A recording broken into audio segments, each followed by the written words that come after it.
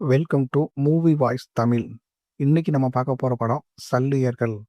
ஈழப்போரை பத்தி நாம நிறைய படங்கள் பார்த்துருப்போம். ஆனா போர்க்களத்துல குண்டு மலைக்கு நடுவுல நின்று காயம்பட்டவங்கள எப்படி காப்பாத்துவாங்கன்னு யோசிச்சிருக்கீங்களா?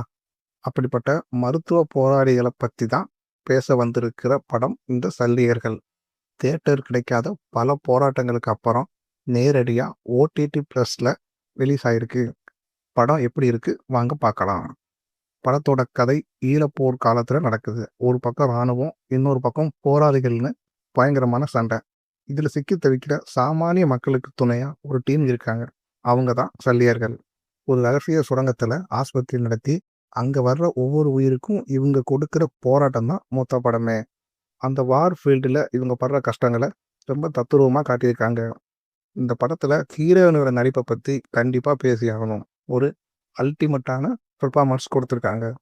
அவங்க முகத்துல தெரிகிற அந்த பயமும், அதே சமயம் மக்களை காப்பாற்றுங்கிற உறுதியும் படத்துக்கு மிகப்பெரிய பலம். மற்ற கேரக்டர் நடித்தவங்க அவங்கவுங்க வேலையை ரொம்ப நீட்டாக செஞ்சுருக்காங்க. போர்க்காலத்தில் அங்கே இருக்கிற மக்களுக்கு எவ்வளவு எமோஷனலாக பாதிக்கப்பட்டாங்க அப்படிங்கிற அரசியலை ரொம்ப தெளிவாக பேசியிருக்காங்க. கம்மியான பட்ஜெட்டில் எடுத்திருந்தாலும் இந்த வார் சீன், சவுண்ட் எஃபெக்ட்ஸ், பின்னணி இசை எல்லாமே ரொம்ப ரியாலிட்டிக்காக இருக்குது. இப்போ ஒரு போர் படம்னா சலிப்பு தட்டாமல் எமோஷ்னலாக நம்மளை கதையோட ஒன்றை வைக்கிறது தான் டைரக்டர் சேர்த்திருக்காங்க சொல்லலாம். மொத்தத்தில் சல்லியர்கள் வெறும் படம் மட்டும் கிடையாது, அது ஒரு வழி நிறைந்த வரலாறு. அந்த மக்களோட வேதனையை நாம் புரிஞ்சுக்க இந்த படம் ஒரு வாய்ப்பு. கண்டிப்பாக எல்லாரும் ஓடிடி ப்ளஸில் இந்த படத்தை ட்ரை பண்ணி பாருங்கள். இது ஒரு தரமான படைப்பு.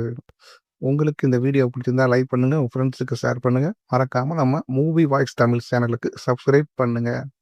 அடுத்த வீடியோவில் சந்திக்கலாம்.